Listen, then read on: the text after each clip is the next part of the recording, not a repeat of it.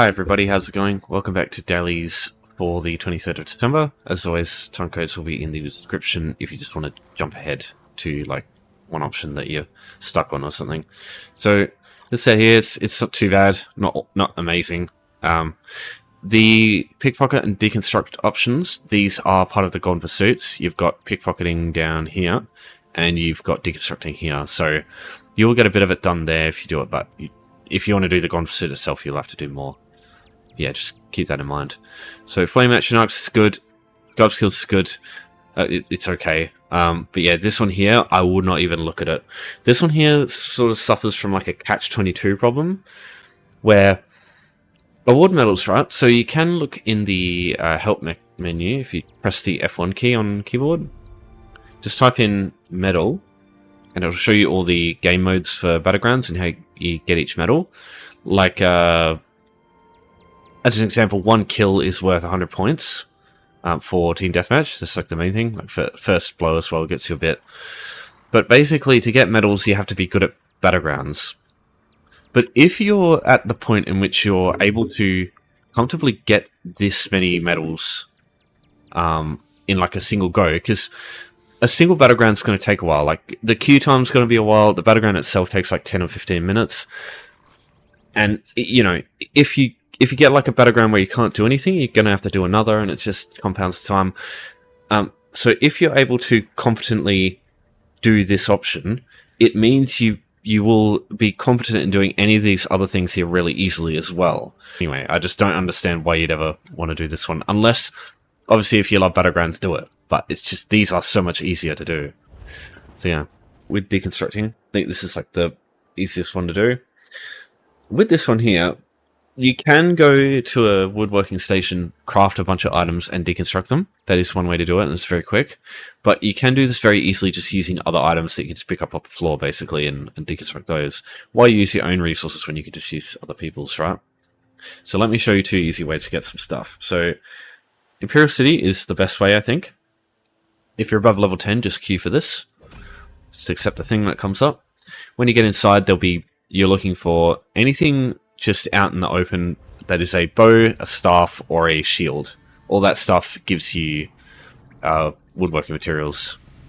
So, I mean, woodworking materials isn't the main thing, but when you just collect all this stuff here, so yeah, there's I think there's just swords. But yeah, just keep looking around. I think there's another. Is there another weapon rack in this room? Doesn't look like it. Okay, so at that point now, just keep looking around. Ooh, can't go that way. So in this room, can't see anything.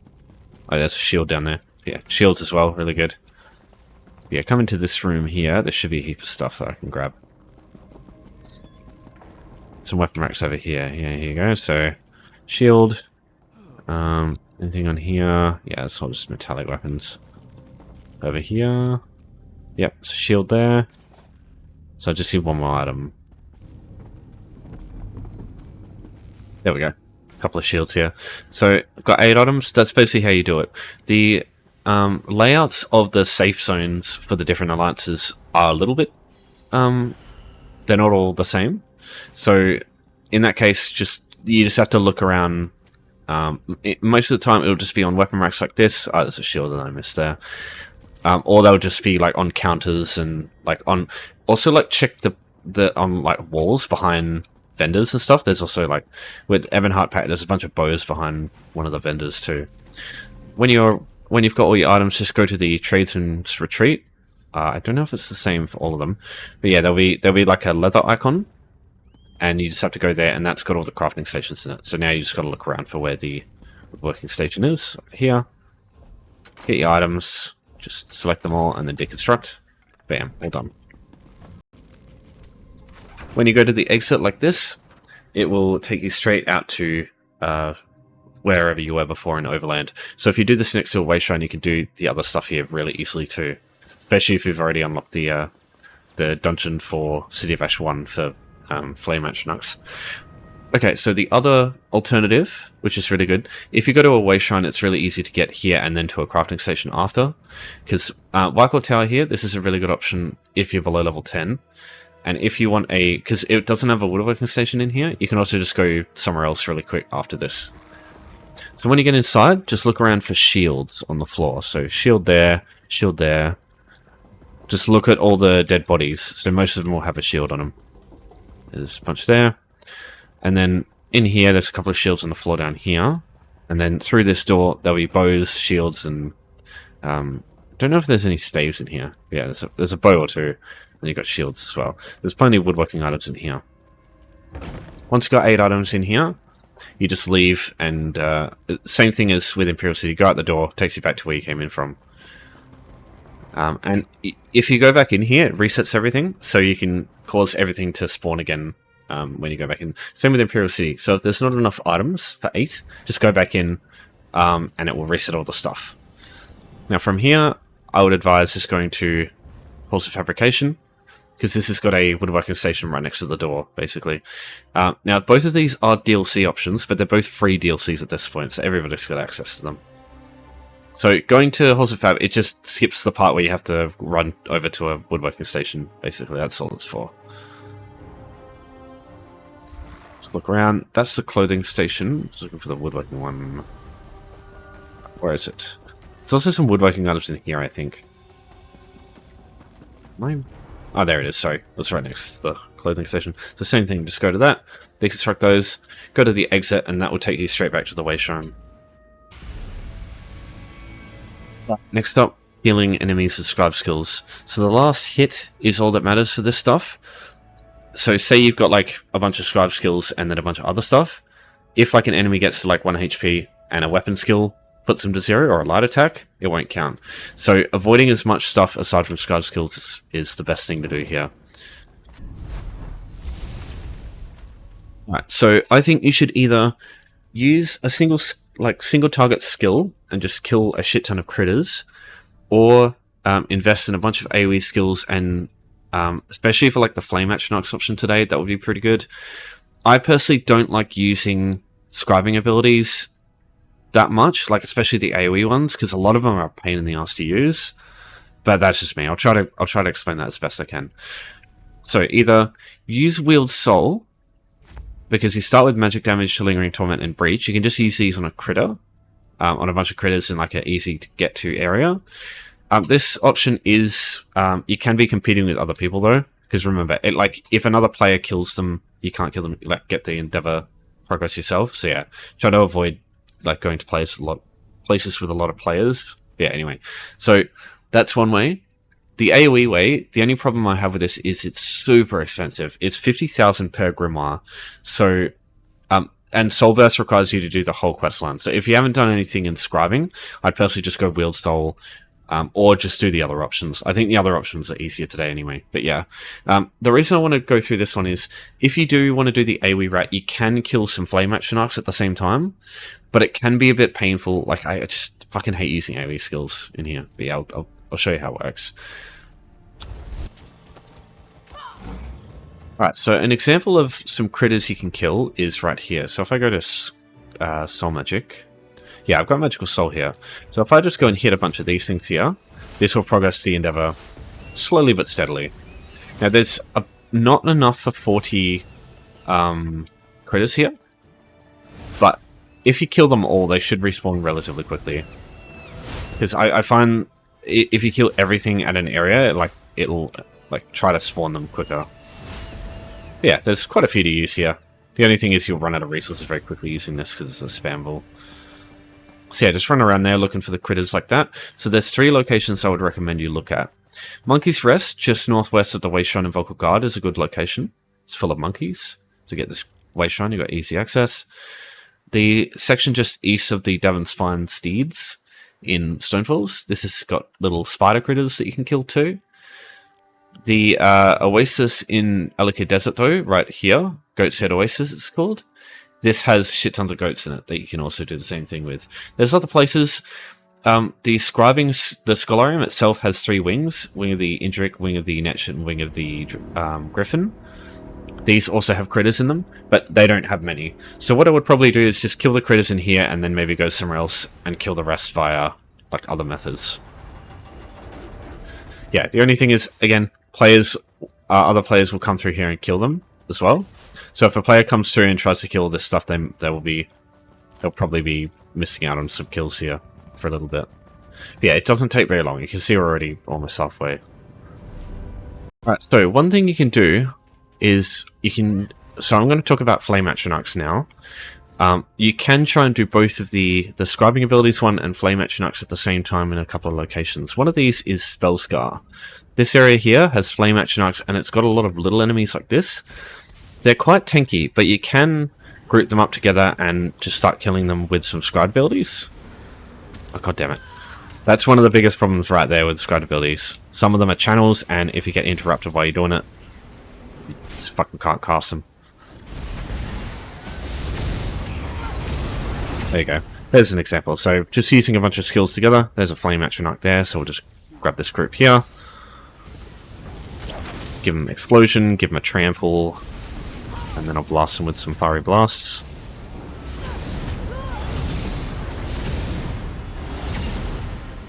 Alright, so here is what I'm running. So I've got Magical Soul, just as a single target spamble. So if there's one enemy left, just use that. I've got Soul Burst. This is what you get from completing the Scribing quest line. I would only do this if you've got if you've completed the skill line and have a few at least. I've got Explosion, which is the Destruction Staff one. If you have different weapon types, you can use others. A really good option is in Dual Wield, Traveling Knife. If you're a stamina build, you can use multi-target. This, the 4,000 physical damage to enemies around them, this is everything. As opposed to the regular Traveling Knife, which only hits 3 targets. Or not even, probably 1. I fucking hate the normal version of this, but multi-target's actually really good. You've got, I use Trample. All Seals is also a really good option, because the area of this is also quite large, 8 meters. So yeah, do I have all Seals on this character? Yeah, I do. Okay, so I'll run them all. So the way all Seals work is you cast it, and then you cast something else, and it will cast as the other one applies. So there, I use 2 at once. Okay, so there's surprisingly a few people running through here. Yeah, there's a bunch of Flame Atronachs here. So what I do is just group up a bunch of enemies together. Group up enemies that aren't Flame Atronachs, because you'll still get some... you'll still need more than 5. So... Alright, just gonna put this down. Just be careful of the circles there, they stun you. All Shields. Fiery Burst. Explosion. Explosion does a lot of damage, and it's got a huge area, but it just... You get interrupted all the fucking time trying to use it. So I don't try to spam it. Fiery Burst is like my spamable AoE skill. There you go. And just try not to light attack or use any other skills.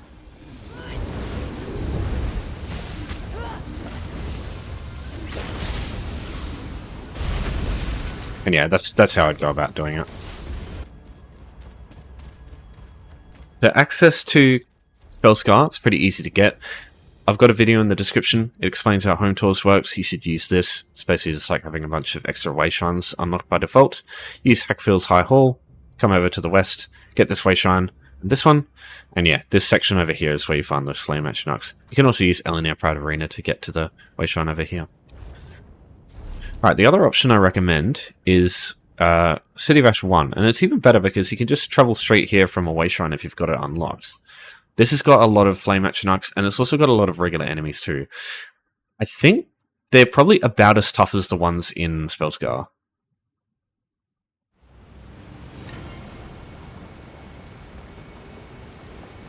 Oh, these ones are actually quite weak. Yeah, just start with Explosion here. Hit him with Trample. Finish him off with a Fiery Burst. Yeah, just keep going with that. So from these fires here, when you pull these enemy groups, Flame Atronachs will spawn from them. That's why I recommend this one here. You can find a lot of Flame Atronachs in here, and you don't have to worry about other players killing them in here, because it's an instance area, so you can't actually find anyone else outside your group in here. But they have their own version, basically. Come down here, you'll be able to find 5 Atronachs this way, so that's 1. There's another one in there around that group, but I don't like using that one because it pulls 2 groups of enemies together. Or one after the other, sorry. I just don't like bothering with that. Again, just AoEing everything down. And yeah, just keep doing that. So there's another Flame Atronach from that group. So that'll be 3. And you come over here, this side. There's a Flame Atronach from pulling that group there. That group of Bankin, sorry. And from this group, there's also another Atronach that I believe it spawns over there. And that's all 5 Atronachs that you need. And you can also just keep killing the groups with your Scribe skills if you want. But yeah, honestly, I just do that and then do the other option, which is Pickpocket, which I'll cover in a second. But yeah, it depends. Do you want a bounty, or do you want to fuck around killing stuff with Scribe skills? It's a choice you got to make, really. So getting here, you want to use either, if you've got this way shine, just come up this way. Or if you don't have this way shine yet, just use Cliff Shade through home tours. Yeah, just come up this way, north, go up this way. There's a lot of Veiled Heritance enemies here, just be careful of them. They're pretty weak though. You could kill them with Scribe skills as you come up here. And yeah, just come up here, get City of Ash 1, and then you can travel in here from a way shine whenever you're ready. There are a bunch of other options too. As an example, Willow Grove down here has Flame Atronachs in it. Use home tours to get there through Serenity Falls.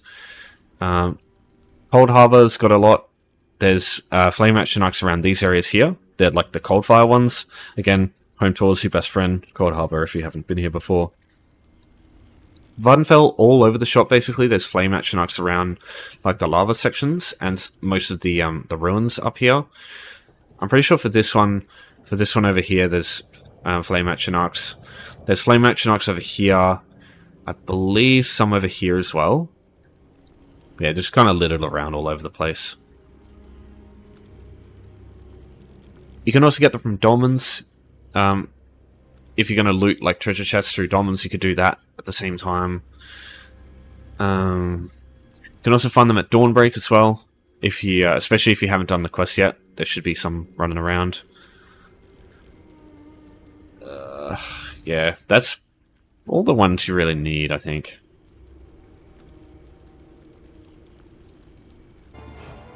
Right, let's cover pickpocketing. So with this option here, you can pickpocket citizens or you can pickpocket guards. So if you want to know what a citizen is, if they have a white outline around them, that means you can pickpocket them, like this, for example. If you don't see that white outline, just go to your gameplay settings and just make sure Prevent Attacking Innocents is off. And also just maybe check nameplates and make sure Target Glow is on. Because otherwise it won't show up. Now, pickpocketing, it's quite painful to do this effectively. What you're waiting for is, this is the most important thing. You hear ding!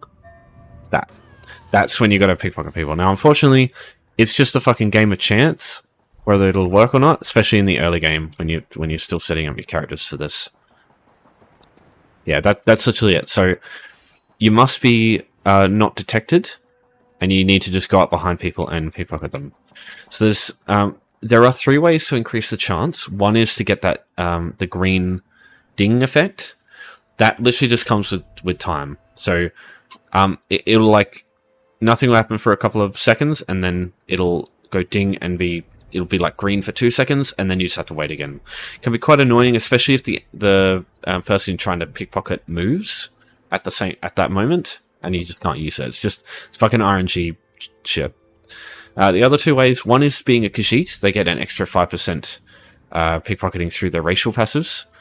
And the main option, though, the one that has the biggest effect, is having points in the Light Fingers passive. It increases your chance to pickpocket. Now, the 4th point increases by a whopping 50%. So this is your big, that's your big power spike, that one. The other ones help, but yeah, that's the main one. The only problem is getting to Leisure Domain like 17, whichever one it is to get to Light Fingers, takes fucking forever. So the only way to level up Leisure Domain is to open treasure chests and to sell or launder items at fences. Treasure chest, like doing it with treasure chest, you'll probably fucking die of old age before you hit Leisure Domain 20. The quickest way by far is just sell to fences and launder to fences. Even then, that takes ages because every single item that you sell or launder is 1 point, no matter how expensive it is. So to level this one up, what I would do is either, if you have the Necrom DLC, just go to this area up here, Necromondoways, just loot all the urns and sell those to a fence or a lawn. Sell or launder to a fence, because the Outlaws Refuge is like it's in the hallway. You can just go straight in there. Or I'd go to Craglawn and do the same thing with the items in Gem and Flask up the top floor, because you can't get spotted if you do that either. And yeah, the Outlaws Refuge is just outside. So loot everything, go into the Outlaws Refuge, go back out into the building, loot everything, just repeat that process and just sell or launder the items. There is a limit to how many items you can sell. You can increase it by increasing the trafficker passive here. The first point has a big effect. It's like the opposite of this one here. The first point has the biggest effect. Yeah, that's kind of it. That's like all there really is to say about pickpocketing. It's very basic and it's very annoying. Because yeah, you'll just fucking fail this shit constantly. So yeah, what I would also do is just maybe have like have an area away from like an easy place to get to. Because most players will probably go... Oh shit, there's more people there. Most people will probably try and do this in a place like Auradon, which is easy to reach. But here's the thing. If someone comes through here and murders a bunch of people, which happens way more than it fucking should, you can't pickpocket them. So other players can make this a pain in the ass. In that case, what I would do is pick a less like a zone where people tend to hang around less. And in that case, all the civilians will still be alive, so you can just pickpocket them. Bagama's a good option. Just anything with that's like a smaller town, like Redford Trading Post, for example. Anything which like as soon as you scroll over it and it lights up, that's like an area. It's like a town. Yeah, things like Balmora. And again, just like with the other stuff, use home tours to get to locations like that quicker without having to run around to get to them. Like, for example, if you want to get to Bagama, you would probably use House of the Sala Magnifico and just come down here. That one's kind of painful, but yeah, there's not many good houses in Alec Desert. If you wanted a good example, Nimulton up here, you've got Autumn's Gate right next door, so you can just go straight there with that one. But yeah, this one sucks. So yeah, just expect it to be a pain in the ass until you've established yourself. And yeah, you can pickpocket guards, but they have the lowest success chance. The best people to pickpocket are like homeless people, acolytes, fishermen, stuff like that. Alright, any questions? You know the drill. Just give me a holler. I'll leave it there. Thanks everyone for watching. Thanks for your support as always. We'll see you next time. Take care for now.